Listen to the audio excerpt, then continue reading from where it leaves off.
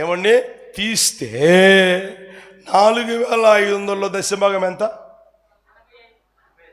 చెప్పరాబండి? 450 రూపాయలు కవర్లో పెట్టించాడు భక్తుడు. అర్థమైందా? అంతే. మిగతా స్వాహ అదే అంటారే, ఇటు పోస్తే ఇటు అనుకుంటా చూడు, స్వాహ స్వాహ. ఆ తర్వాత ఆదివారం ఆమె వస్తే అడిగితే, ఏమ్మా చూడమన్నావు, చూశాను, దాంట్లో 450 రూపాయలు ఉందమ్మా అంటే, అమ్మా అప్పుడు ఆమె అడలిపోతా, కాదయ్యా నాకు 45,000 రూపాయల జీతం అయితే 4,500 దశంభాగం కవర్లో పెట్టి మీకు ఇవ్వమని చెప్పి నేను ఇస్తా ఉంటే 450 ఇవ్వడం ఏంటయ్యా? నాకేం తెలుసమ్మా. ఇప్పుడు ఎక్కడికి వెళ్ళాలి? భర్త దగ్గరికి వెళ్ళి భర్తను కాస్త కనుక్కో అని అంటే, ఆమె ఇంటికి పోయి, ఏమండి నేను ఎంత ఇస్తున్నాను మీకు దశంభాగం? 4,500. మరి పాస్టర్ గారికి ఎంత ఇచ్చావు నువ్వు? కవర్లో ఎంత పెట్టించినావు? ఎంత పెట్టించావు? అంతే పెట్టించినా. నిజం చెప్పు, అబద్ధం ఆడమాక. నేను అబద్ధం చెప్పేవాళ్ళకి చూస్తున్నానా? నేను అబద్ధం చెప్పేవాళ్ళు కనబడుతున్నా నీకు? మన కుటుంబం శపించబడతాం చూస్తున్నావు కదా. గతంలో ఎలా ఉందో ఇప్పుడు ఎలా ఉంది చూడు. అప్పట్లో నేను ఇచ్చేవాడిని, ఇప్పుడే నువ్వు ఇస్తా ఉన్నావు. నువ్వు ఇచ్చి ఎలా మారిపోయింది చూడు జీవితం అని కాస్త ఘాటుగా చెప్తే, నిజమేనే కొంచెం అవసరాలు ఉండే అక్కడ తీసుకొని ఇక్కడ తీసుకొని కాస్త తప్పులు పాలైపోయిందిలే, అందుకని నేను 450 పెట్టిస్తున్నాను, తప్పు కదా అని అంటే, అప్పుడు ఇద్దరు అక్కడ మోకరించి, ఇంటి దగ్గర మోకరించి పశ్చాత్తాపడి ప్రార్థన చేసుకుని, ఆ తర్వాత మరలా ఏమండి వాళ్ళు యథార్థంగా నమ్మకంగా బ్రతకడం ప్రారంభించాడు. ప్రియమైన వాళ్ళారా,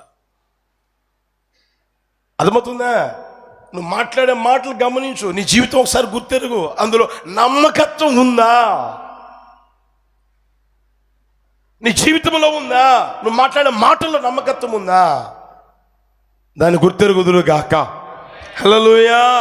ప్రతి విషయంలో నీ వ్యక్తిగత జీవితంలో నువ్వు నమ్మకత్వాన్ని పెంచుకోవాలి, తుంచుకోకూడదు. మన వ్యక్తిగత జీవితంలో అర్థమవుతుందా? దేవునికి అవసరమైనది ఎవరై అంటే, ఇప్పుడు చెప్పండి గట్టిగా, నమ్మకమైన వారికి దీవెనలు కొద్దిగా కలుగుతాయా? ఎలా? మెండుగా కలుగును గాక. హల్లెలూయా. పట్టజాలను విస్తారమైన దీవెనలు ఒక్కొక్కరి తల మీదకి వచ్చును గాక, ఒక్కొక్కరి కుటుంబం అనుభవించును గాక. నీలో దేవుడు చూసిన నమ్మకత్వం ప్రియమైన వాళ్ళరా, అది గుర్తెరుగుదురు గాక. ఆ మధ్య పాస్టర్ గారి దగ్గరికి వచ్చారు. ఏమో తెలిసిన, ఇద్దరు యవ్వనస్తులు. అయ్యా వినండి, అయ్యా యవ్వనస్తులారా వినండి, కొంచెం జాగ్రత్తగా వినండి. ఇద్దరు యవ్వనస్తుల్లో ఏమండి అమ్మాయి ఉంది, అబ్బాయి ఉన్నాడు, ఇద్దరు ఉన్నారు. పాస్టర్ గారి దగ్గరికి వచ్చి, పాస్టర్ గారు అన్నారు. చెప్పండి అయ్యా, మేమిద్దరం ప్రేమించుకున్నాము, మా ఇద్దరికి పెళ్లి చేస్తారా? ఏంటి, ఇద్దరు ప్రేమించుకున్నారా? ఇద్దరికి పెళ్లి చేయాలా? సరే, పోయి మీ అమ్మ మీ నాన్న తీసుకురాపండి, మీరు పోయి మీ అమ్మ నాన్న తీసుకురాపండి, మీరు పోయి మీ అమ్మ నాన్న తీసుకురాపండి అన్నారు. మా అమ్మ నాన్న ఒప్పుకోవడంలే, మా అమ్మ నాన్న అంగీకరించడంలే. మా అమ్మ నాన్న అంగీకరించకపోయినా సరే మేమిద్దరం ఒకరికొకరు ఇష్టపడ్డాం, ఒకరికొకరికి ప్రేమ ఎక్కువైపోయింది, కాదలు ఎక్కువైపోయింది, ఆ తర్వాత లవ్ ఎక్కువైపోయింది. అందుకని మాకు మీరు పెళ్లి చేయండి, మాకు మీరు పెళ్లి చేయండి, మాకు మీరు పెళ్లి చేయండి అంటే, పెళ్లి చేయండి ఎట్లా నాకు అర్థం కావట్లేదు. మీ అమ్మ లేకుండా, మీ నాన్న లేకుండా, మీ అమ్మ లేకుండా, మీ నాన్న లేకుండా ఎలా చేయగలను? సరే, ఖర్చులకి లేవనుకోండి, కాదనట్లే.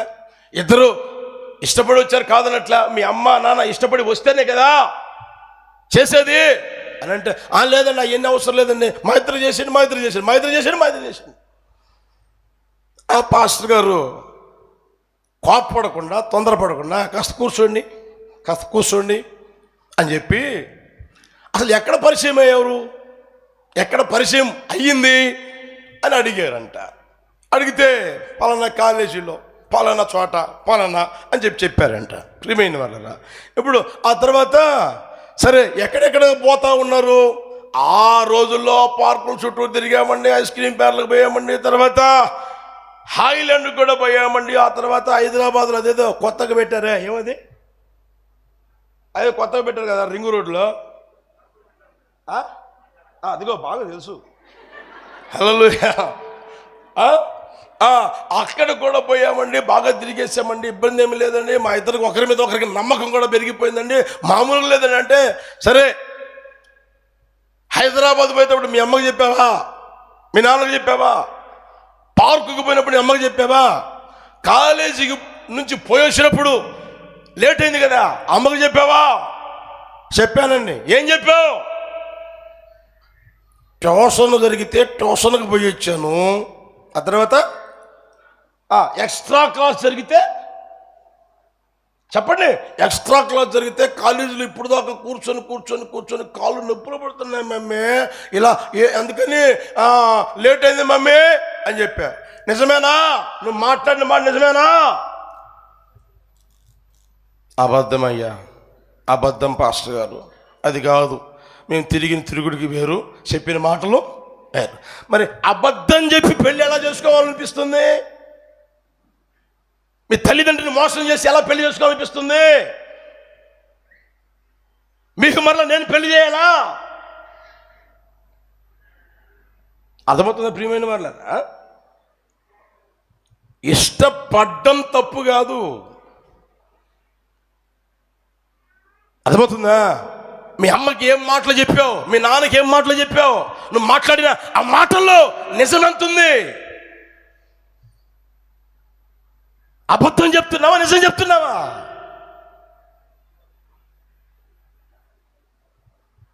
దానికి సపోర్ట్ చేసేవాడు ఎవడు? మళ్ళా అబద్ధానికి అదే అంటారు కదా, 100 అబద్ధాలు ఆడైనా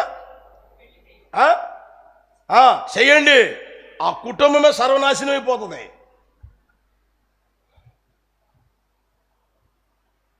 అర్థమవుతుంది? అబద్ధాలు ఎప్పుడు పెళ్ళిళ్ళు చేయమాకండి, నిజం చెప్పండి. తప్పేముంది? చదివితే చదివామని చెప్పు, ఉద్యోగం అయితే ఉద్యోగం అని చెప్పు, గవర్నమెంట్ అంటే జాబ్ అయితే గవర్నమెంట్ జాబ్ అని చెప్పు, ప్రైవేట్ జాబ్ అయితే ప్రైవేట్ జాబ్ అని చెప్పు. ఆడొచ్చేది 10,000 అయితే నాకు ₹1,00,000 వస్తుంది జీతం అంటాడు వీడు.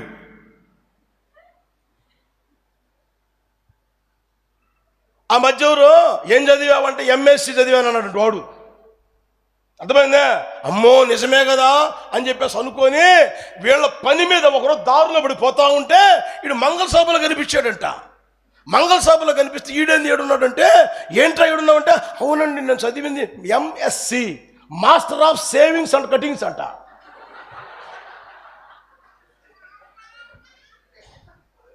అదేదో ముందు ఆడవచ్చుగా, చెప్పచ్చు కదా.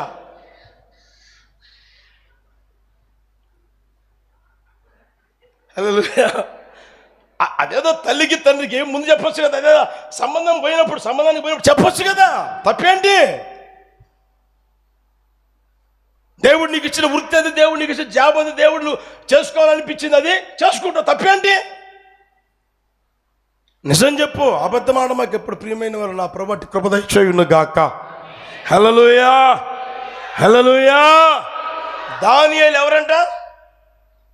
దానియేలు ఎవరు చెప్పొచ్చుగా? నమ్మకస్తుడంట, నమ్మకస్తుడు. ఆ దేశంలోనే ముఖ్యులలో ముఖ్యుడిగా మారాడు, ముఖ్యులలో ముఖ్యుడిగా మారాడు. కారణం నమ్మకత్వం. అర్థమవుతుందా? ఆ నమ్మకత్వం నిశ్చయముగా మనలో ఉండును గాక. అది ఏమాత్రం పోగొట్టుకోకుందుము గాక. యేసు నామములో ఆ నమ్మకత్వం ఇంకను నీలో వర్ధిల్లాలి, ఇంకను నువ్వు పెరగాలి. ప్రియమైన వారు, అట్టి కృప దయచేయును గాక. ఎంతగైతే నువ్వు నమ్మకత్వాన్ని పెంచుకుంటావో అంతగా మెండైన దీవెనలు దయచేయును గాక. దీవెనలు యేసు నామములో మెండుగా కలుగును గాక, కలుగును గాక.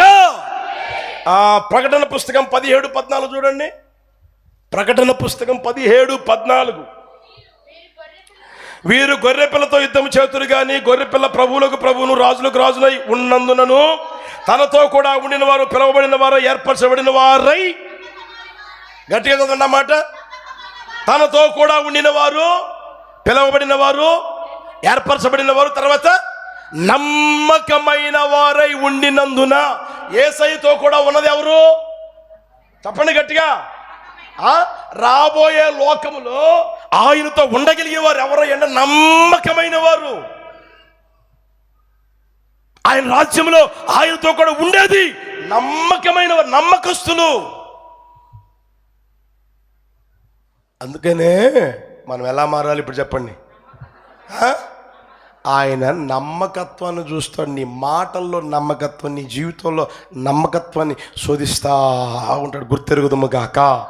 హల్లెలూయా. ఇంకోటి చెప్పి ముగిస్తాం చూడండి. ప్రసంగి పుస్తకం 2:1. ప్రసంగి పుస్తకం 2:1. అందరు చదవండి, ఏమనుకోకుండా. అందరు స్వరం నాకు వినపడాలి. బాల్కనీ మీద, సైడ్లో అందరూ గట్టిగా. నిన్ను సంతోషము చేత చాలు. మరొక అదే మాట, నిన్ను సంతోషము చేత శోధించి చూతును. ఇది అన్నది సొలొమోను మహారాజు అన్నాడు. ఆ విషయం మీకు తెలియజేస్తాను, గమనించండి. ఇప్పుడు దేవుడు కూడా సంతోషము చేత ఏం చేస్తాడంట? శోధించి చూస్తాడు. సంతోషం చేత శోధించి చూస్తాడు. అర్థమవుతుందా? అప్పుడు కూడా మనం నిలబడాలి. అప్పుడు కూడా మనం ఏమంటే పడిపోయిన వారంగా, తొట్టిల్లిపోయిన వారంగా ఉండకుందుము గాక. సంతోషం చేత శోధించి చూసినప్పుడు నిలుచుదుము గాక, నిలబడుదుము గాక, శోధనకు నిలుచుదుము గాక, పరీక్షకు నిలబడుదుము గాక. దేవుడు ప్రియమైన వాళ్ళరా మన వ్యక్తిగత జీవితాన్ని ప్రేమించి మనకు అడిగినవి ఇస్తాడు, అడగనివి కూడా దయచేస్తాడు. అన్నీ ఇస్తాడు, అంతా ఇస్తాడు. అర్థమవుతుందా? అన్నీ ఇస్తాడు, అంతా కూడా ఇస్తాడు. ఇవ్వకుండా ఏమున్నాడు ఆయన. నీ అవసరానికి తగినట్టుగా ఇస్తాడు, అవసరానికంటే ఎక్కువ కూడా ఇస్తాడు ఆయన. ఆయన ఎవరై అంటే ధారాళముగా, చెప్పండి గట్టిగా, గట్టిగా, ధారాళముగా దయచేస్తూనే ఉండే దేవుడు. ప్రియమైన వాళ్ళరా, అది మన జీవితంలో ఆలోచన చేయగలగాలి. ఆయన ధారాళముగా ఇస్తే మనకు పట్టడానికి పగ్గాలు ఉంటాయా? కాలు భూమి మీద నిలబడుతుందా? నిలబడుతుందా? చెప్పరామండి. మన సూపు మారిపోతుంది, మన డ్రెస్అప్ మారిపోతుంది, మన మేకప్ మారిపోతుంది. ఎస్ఎన్ గారు చెప్పేవాడు అనమాట, వాడికి నడక మారిపోయిందిరా అని, వాడి ప్రవర్తన మారిపోయిందిరా అనేవాడు. ఏది? అన్నీ ఇచ్చిన తర్వాత, అన్నీ ఎక్కువైపోయిన తర్వాత దేవుడు ఇస్తా ఉన్నప్పుడు ఏమండి నడక మారిపోద్ది, ప్రవర్తన మారిపోతుంది, తర్వాత చూపు మారిపోద్ది, అతగాడి తీరే మారిపోతా ఉంటుంది. ఏమిది? అన్నీ కలిగినప్పుడు, అన్నీ ఇచ్చినప్పుడు. ప్రియమైన వాళ్ళరా, ఆ మధ్య దేన స్థితిలో ఉన్న సేవకుడు, ఏమీ లేదు, స్థలము లేదు, మందిరము లేదు, ఆత్మలో కొంచెం వస్తూ ఉన్నారు. ఆ రోజుల్లో ఆయన గారికి ప్రార్థన ఉండేది, భక్తి ఉండేది, యథార్థత ఉండేది, నమ్మకత్వం ఉండేది, ఆ తర్వాత తగ్గింపు కలిగిన జీవితం ఉండేది, అన్నీ ఉన్నాయి.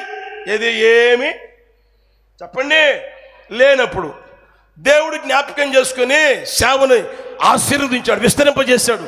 అంత స్థలం ఇచ్చాడు, అంత మందిరం ఇచ్చాడు. ఆ తర్వాత ఇల్లు ఇచ్చాడు, ఇంటి మీద ఇల్లు ఇచ్చాడు. ఏమండి? దిన వర్ధులుతా ఉంటే, విస్తరిస్తూ ఉంటే, ఆ తర్వాత అతగాడి జీవితం ఎలా మారిపోయింది తెలిసిన? రోజులు గడవగా బాబు సేవ ఎలా ఉంది అని అడిగితే, ఆశీర్వాదం అయితే ఉంది కానన్నా సేవ అయితే లేదన్నా. అంతగా సేవ అయితే లేదన్నా, ఆశీర్వాదం అయితే ఉందన్నా. తినేదానికి ఉంది, కట్టుకునేదానికి ఉంది, ఉండేదానికే ఉంది, కానీ సేవ మాత్రం లేదన్నా. అర్థమవుతుందా? ఏమీ లేనప్పుడు గట్టిగా చెప్పండి సేవ ఉంది, ఏమీ లేనప్పుడు భక్తి ఉంది, ఏమీ లేనప్పుడు ప్రార్థన ఉంది, ఏమీ లేనప్పుడు యథార్థత, నమ్మకత్వం ఉంది, అన్నీ ఉన్నాయి. ఎప్పుడైతే దేవుని ఆశీర్వాదం కలిగిందో ఇవన్నీ పోయినాయి. అర్థమవుతుందా?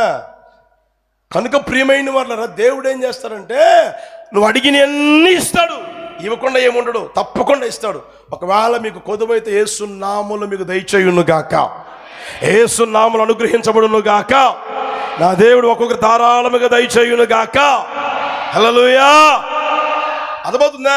అన్ని ఇస్తాడు, ఇచ్చి శోధిస్తాడంట. ఇచ్చి శోధిస్తాడు ఆయన. ఇచ్చి, ఇవ్వకుండా కాదు, ఇచ్చి శోధిస్తాడు.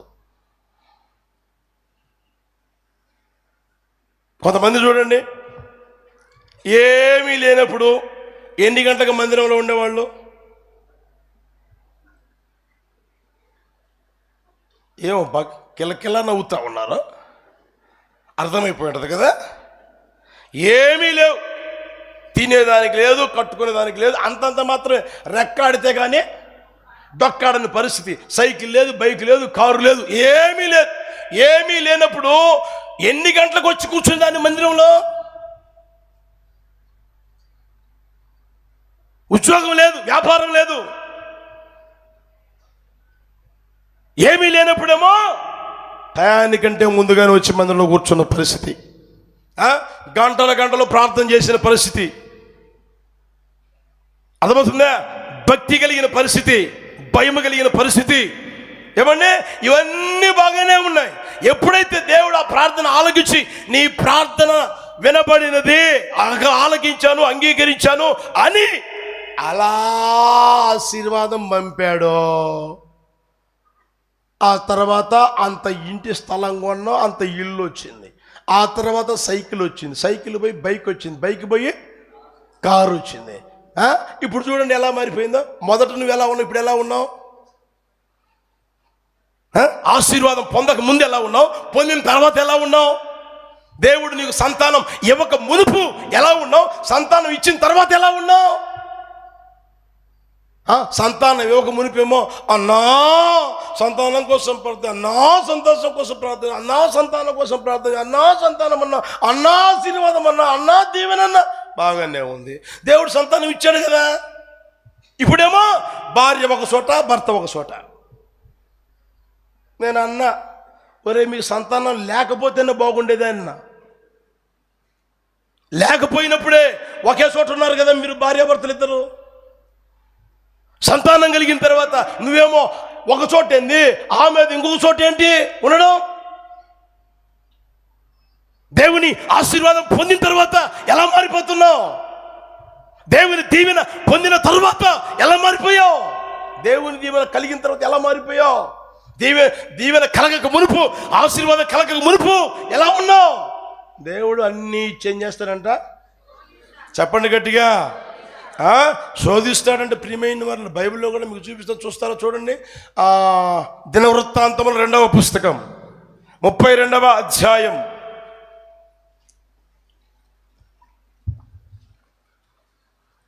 దినవృత్తాంతం 2వ పుస్తకం 32వ అధ్యాయం 27 నుంచి చూడండి. హిజ్కియాకు అతి విస్తారమైన ఐశ్వర్యమును ఘనతయు కలిగను. అతడు వెండి, బంగారము, రత్నములు, సుగంధ ద్రవ్యములను, డాళ్లను, నానా విధములకు శ్రేష్టమైన ఉపకరణములను సంపాదించి వాటికి బొక్కసములను కట్టించను. ధాన్యమును, ద్రాక్షరసమును, తైలమును ఉంచుటకు కొట్లను, పలు విధముల పశువులకు శాలలను, మందలకు దొడ్లను కట్టించను. మరియు దేవుడు అతనికి అతి విస్తారమైన కలిమి దయచేసినందున పట్టణములను, విస్తారమైన గొర్రె మందలను, పశువుల మందలను అతడు సంపాదించును. ఈ హిజ్కియా గీహోను కాలువకు ఎగువన కట్ట వేయించి దావీదు పట్టణపు పడమటి వైపునకు దాన్ని తెప్పించును. హిజ్కియా తాను పూనుకున్న సర్వ ప్రయత్నములందును, గట్టిగా చెప్పండి, ఆశీర్వాదం పొందాడు, దీవించబడ్డాడు. ఇప్పుడు చూడండి, అతని దేశము ఆశ్చర్యముగా వృద్ధి నొందుటను గుర్చి విచారించి తెలుసుకున్నటకై బబులోను అధిపతులు అతని యొద్దకు పంపిన రాయబారుల విషయములో అతని శోధించి అతని హృదయములో ఉన్న లోని ఉద్దేశమంతయు తెలుసుకొనవలన దేవుడు అతనిని ఏమీ లేనప్పుడు విడిచిపెట్టలా, అన్నీ ఇచ్చాడు. అర్థమవుతుందా? ఆశీర్వాదం అంతా కలుగు చేశాడు, దీవెన అంతా కలుగు చేశాడు.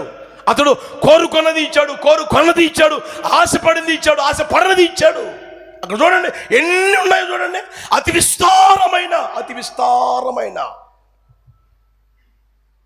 ఆశ్చర్యముగా వృద్ధి పొందుతానే ఉన్నాడు. వృద్ధి పొందాడు. ఆ తర్వాత దేవుడు శోధించదని విడిచిపెట్టేశాడు. ఏం చేస్తాడో చూద్దామని, వీడేం చేస్తాడో చూద్దామని. అక్కడి నుంచి ఏమన్నా ఆ ప్రాంతం నుంచి వీళ్ళు వస్తే, ఆ ప్రాంతస్తులు వస్తే, హిజ్కియా అనారోగ్యంగా ఉన్నాడని వస్తే, ఏం బాబు ఎలా ఉంది రాజు గారు, ఆరోగ్యం ఎలా ఉంది అని మాట్లాడుతానే ఇంటి లోపలికి తీసుకుపోయి, ఆ తర్వాత శాలలోకి తీసుకుపోయి అంతా చూపించాడంటే. ఈ లోపు ప్రవక్తను పంపాడు దేవుడు. హిజ్కియా, ఎవరాళ్ళు, ఎక్కడి నుంచి వచ్చారు? అయ్యా పలానా చోటు నుంచి వచ్చారు. ఎందుకు వచ్చారు? చూసిపోదాం వచ్చారు. మరి ఏమేమి చూశారు? ఏమీ మరుగు లేకుండా చూపించేసానయ్యా, అంతా చూపించేసానయ్యా. అవునా? నీ తర్వాత రోజుల్లో మొత్తం తీసుకెళ్ళిపోతారు పో. ఏమంట? ఆ మాటలు మీరు చూడండి కావాలంటే, అర్థమవుతుందా? ఏమేమైతే వాళ్ళు నీ కంటితో చూశారో, వాళ్ళ కంటితో చూశారో సమస్తం దోసుకుపోతారు పో. నీ దగ్గర ఏమీ ఉండదు పో. దేవుడు ప్రియమైన వాళ్ళరా నీ సంతోషాన్ని శోధిస్తాడు. నీ సంతోషంలో నువ్వు నడిచే నడక తీరు వేరు, మాట్లాడే మాట వేరు, ప్రవర్తించే ప్రవర్తన తీరు మారిపోతూ ఉంటుంది. స్థితి గుర్తుండదు, నీ స్థానము గుర్తుండదు.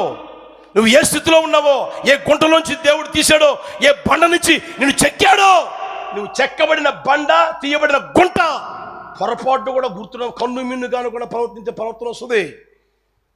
ఐశ్వర్య ప్రభావములు కలిగిన తరువాత 26వ అధ్యాయంలో చూస్తారా, 26:16 చూడండి. అక్కడే స్థిరపడిన తరువాత గర్వించి ఏమయ్యాడంట? ఎప్పుడు ముందు కాదు, ఆశీర్వాదం కలగక ముందు కాదు, ఆశీర్వాదం కలిగిన తరువాత. ఆశీర్వాదం మెండుగా కలిగింది, ఆశీర్వాదం ఏమంటే ఉన్నతంగా కలిగింది. చిన్న వయసులో రాజ్యాన్ని పరిపాలన చేస్తే, రాజుగా చేస్తే, అంతటి స్థితిని దేవుడిస్తే చెయ్యకూడని పని చేస్తా ఉన్నాడు. సంతోషాన్ని ఏం చేస్తాడు దేవుడు? చెప్పండి గట్టిగా. నీ ప్రేమని శోధిస్తాడు. తర్వాత ప్రియమైన నీ మాటలు, అంటే నిన్ను శోధిస్తాడు. నీలో నమ్మకత్వాన్ని శోధిస్తాడు. ఆ తర్వాత నీ సంతోషాన్ని ఆయన శోధిస్తాడు. ప్రియమైన వాళ్ళ గుర్తెరుగుదురు గాక. ఎస్తేరు గురించి ఒక మంచి మాట ఉంది చూడండి. 2:20 ముగించేస్తున్నా. జస్ట్ ఒక 5 minutes. సారీ. ఎస్తేరు మొర్దెకై యొక్క పోషణ మందున్న కాలమున చేసినట్టుగానే ఇప్పుడును అతని మాటకు ఆమె కుమార్తె కాదు, ఆయన కుమార్తె కాదు, పెంచుకున్న ఆ పెంపుదల ఏమండి మనం గమనిస్తే, మొర్దెకై దగ్గర ఉన్నప్పుడు ఎలాగైతే ప్రవర్తిస్తూ ఉందో, ఎలాగైతే నడిపించబడుతూ ఉందో, ఎలాగైతే జీవిస్తూ ఉందో, రాణి కాక మునుపు తర్వాత రోజుల్లో రాణి అయింది, రాజ్యాన్ని పరిపాలించి రాణిగా మార్చబడింది. 127 సంస్థానాలకి రాణిగా మార్చబడిన ఆ తరువాత కూడా అలాగే ఉందంట. ఆమె స్థితి మార్చుకోలే, ఆమె నడక మారలా, ఆమె పరిస్థితులు ఏమాత్రం మారిపోలే. ప్రియమైన వాళ్ళారా, అంత ఇచ్చి దేవుడు ఏం చేస్తాడు? గట్టిగా చెప్పండి. ఒకవేళ ఈ పరిస్థితి నీ జీవితం ఉందేమో గుర్తెరుగు. ప్రభు నీతోనే స్పష్టంగా మాట్లాడుతున్నాడు. సహోదరుడా, సహోదరి, గతంలో నీ స్థితి గుర్తెరుగు, ఇప్పుడు నీ స్థితి గుర్తెరుగు. దేవుడు అన్ని ఇచ్చాడు. నేను చూస్తున్నాను కదా, కొన్ని రోజుల నుంచి ఇక్కడ ఉన్నాను కాబట్టి ఇంచుమించుగా అంటే 85% నాకు తెలుసు కదా. 100 అంటే నాకు తెలియదు, కొత్త వాళ్ళు వస్తున్నారు కాబట్టి 85% నాకు తెలుసు కదా. మీరు ఎక్కడ ఉన్నారో, ఏ స్థితిలో ఉన్నారో నాకు తెలుసు కదా. దేవుడు ఏ స్థితిని తీసుకొచ్చాడో తెలుసు కదా. అర్థమవుతుందా? ఇచ్చి ఏం చేస్తాడో, నాకు కూడా దేవుడు ఇచ్చి ఏం చేస్తాడో, సంతోషము చేత శోధిస్తాడు ఆయన. నువ్వు ఎగరవచ్చు, ఆ తర్వాత సంకలు ఎగరేసుకోవచ్చు, డబ్బాలు కొట్టుకోవచ్చు, లేకపోతే ఇంకోటి చేయొచ్చు. ఆయన అంటాడు, అరే నేను శోధిస్తున్నాను తెలుసుకుంటున్నావా, ఎరుగుతున్నావా? అంతా నీ చేతులు ఎందుకు పెట్టాను తెలుసా? అర్థమవుతుందా? ఎవరికి లేని ధన్యత ఏమని, చిన్న వయసులో నీకు అంత మంచి ఉద్యోగం ఎందుకు ఇచ్చాడో తెలుసా? ఎందుకు నీ స్థితిని ఏమని ఎప్పటి నుంచో లేని వారికి, ఉన్నవారికి లేదా కలగని ఆ స్థితి భాగ్యం నీకు ఎందుకు ఇచ్చాడో తెలుసునా? ఇచ్చేం చేస్తాడు దేవుడు? గట్టిగా చెప్పండి. ఇచ్చి శోధిస్తాడు ఆయన. చేతి నిండా ఇస్తాడు, నీకు శోధిస్తాడు. ఇస్కియా ఫెయిల్ అయిపోయాడు. సర్వ ప్రయత్నాలు ఆయన ఏమయ్యాడు? వృద్ధి పొందాడు. మంచిదే కాదనట్లే, ఆయన చేసిన ప్రతి దాంట్లో వృద్ధే.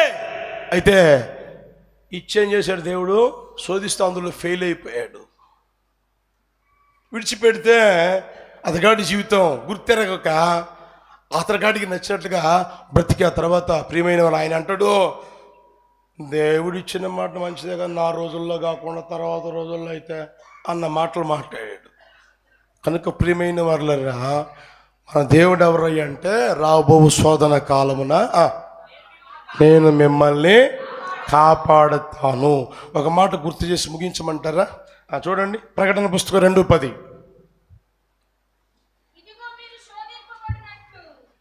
ఇదిగో శోధింపబడినట్లు అపవాది మీలో కొందరిని చెరలో వేయింపబోవుచున్నాడు. ఎన్ని రోజులు? Only 10 days. 10 రోజులు మీకు శ్రమ కలుగుతుంది. మరణం వరకు నమ్మకముగా ఉండము. నేను నీకు యేసు నామములు అనుగ్రహించబడును గాక, యేసు నామములు దయచేయును గాక. హల్లెలూయా. శ్రమలు లేవు, శ్రమలు అనుమతించి కూడా శోధిస్తాడు ఆయన. శ్రమలకు అనుమతి ఇచ్చి శోధిస్తాడు. యోబు జీవితంలో శ్రమలు లేవు. యథార్థవంతుడు, అంత వృద్ధి పొందుతానే ఉంది. దేవుడు అనుమతి ఇవ్వకపోతే సాతాను గారు చేయగలనా? అనుమతి ఇచ్చాడు, శోధించాడు. ఆయన అంటాడు తర్వాత, నేను శోధింపబడిన తర్వాత శుద్ధ సువర్ణంగా మారుదును. యేసయ్యకి మహిమ కలుగును గాక.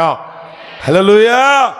లోకములో మీకు శ్రమ కలుగుతుంది, అయినను ధైర్యము తెచ్చుకోండి, నేను లోకమును జయించి ఉన్నాను. హల్లెలూయా. అనేక శ్రమలు అనుభవించి మనము పరలోకములో చేరుదుము గాక. ఈ మాటలు ఒక్కొక్కరు గుండెలు నీరు కట్టి ఫలింపు చేయును గాక. అలాగా తల వంచండి, చిన్న ప్రార్థన చేసుకుందాం. జీవాధిపతి, మీకు స్తోత్రాలు వందనాలు చెల్లిస్తున్నాను. మంచి దేవుడు, గొప్ప దేవుడు, ఈ రోజున ప్రభా మమ్మల్ని సజీవులుగా నిలిపి ఈ దినం అనుగ్రహించి నీ నామాన్ని స్తుతించే గొప్ప భాగ్యం ఇచ్చారు, అందుకు స్తోత్రం. ఇదిగో నా తండ్రి, మీరు మాతో మాట్లాడిన ప్రతి మాటను బట్టి మీకు స్తోత్రం. నిశ్చయముగా ప్రభా నా తండ్రి, మీరు శోధించినప్పుడు మేము తొట్టిల్లిపోకుండా అయ్యా నిలిచి నీ నామాన్ని స్తుతించగలిగేటట్లుగా నన్ను మమ్మల్ని అందరినీ మీరు కాపాడుదురుగాక. మీ వాగ్దానం నెరవేర్చుదురుగాక. అందులో దాగి ఉన్న, శోధించబడిన తర్వాత దాగి ఉన్న ప్రతి ఆశీర్వాదం యేసు నామములో మేమందరం అనుభవించేటట్లుగా ఈ మార్గాలు సరళం చేసి మహిమ తెచ్చుకోమని అడుగుచున్నాను. ఇదిగో నా తండ్రి, జరిగే సంస్కారాన్ని మీ చేతుల్లో సమర్పిస్తున్న దీవెనకరంగా మార్చమని యేసు నామం పేరట అడిగి వేడుకొనుచున్నాము తండ్రి. ఆమేన్. మన ప్రభువైన యేసుక్రీస్తు కృప, తండ్రిని దేవుని ప్రేమ, పరిశుద్ధాత్మ సహవాసము సన్నిధి ఇప్పుడు ఎల్లప్పుడు సదాకాలం మనకును సకల పరిశుద్ధులను తోడై నడిపించును గాక. ఆమేన్. ప్రబంధాన్ని దీవించును గాక.